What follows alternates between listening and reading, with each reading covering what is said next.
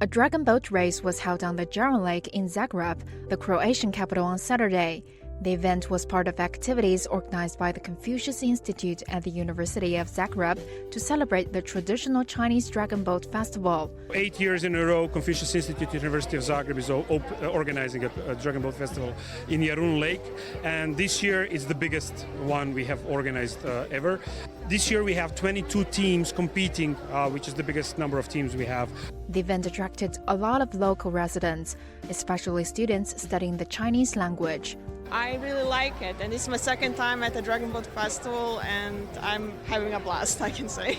I love the practicality of the Chinese people. I love the diversity of their culture and the depth of their culture. The Dragon Boat Festival, which falls on June the 22nd this year, has a history of over 2,000 years and is celebrated across China and around the world.